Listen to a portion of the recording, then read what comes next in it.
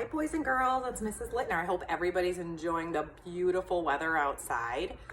We are on number 4 for Mercy Watson, 4-year-old. And I know 3-year-olds, you can watch this too. These are still really fun books about a little pig who is a pet and he's quite spoiled. Chapter 1. Oh, this one is called Princess in Disguise. Sorry.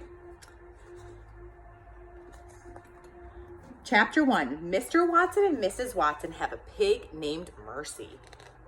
Mr. Watson, Mrs. Watson, and Mercy lived together in a house at 54 Deckawoo Drive. One October afternoon, in the living room of the house on Deckawoo Drive, Mrs. Watson had an idea.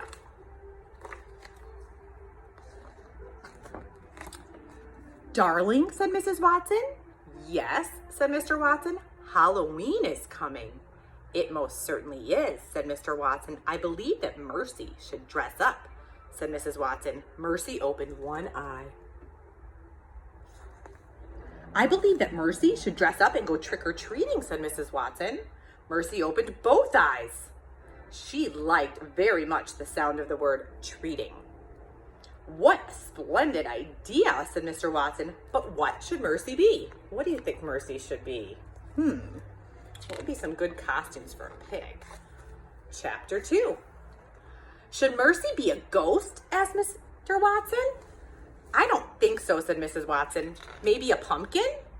"Not quite right," said Mrs. Watson. "A pirate? A robot? A witch? What do you think? What would you pick?" "No, no, no," said Mrs. Watson. Mercy sighed. She closed her eyes. She fell asleep. "What then?" said Mr. Watson. "What should Mercy be?" "I am quite certain," said Mrs. Watson, "that Mercy should be a princess." "Of course," said Mr. Watson. "It is obvious. Why didn't I think of that? You must go and find her a tiara." And here's what a tiara looks like. This little crown. "And I will make her a princess dress," said Mrs. Watson. "I am on the case," said Mr. Watson. "Oh, Mercy," said Mrs. Watson, "you will be so lovely. You will be beautiful beyond compare." Chapter 3. This is the last chapter I'll read.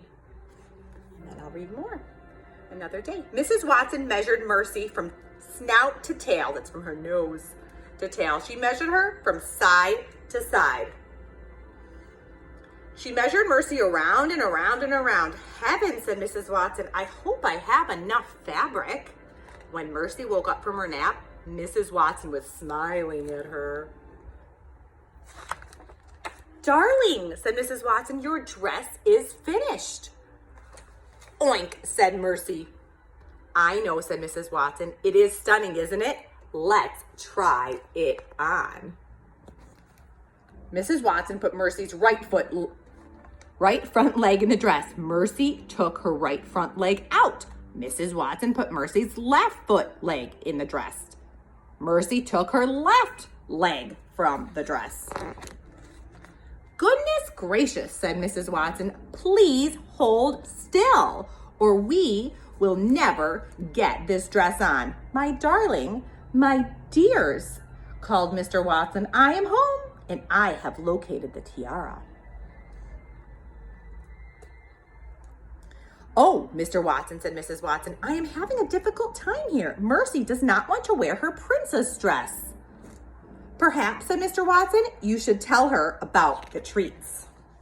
Because Mercy loves treats. What's her favorite treat? Bye, boys and girls. I'll read more later.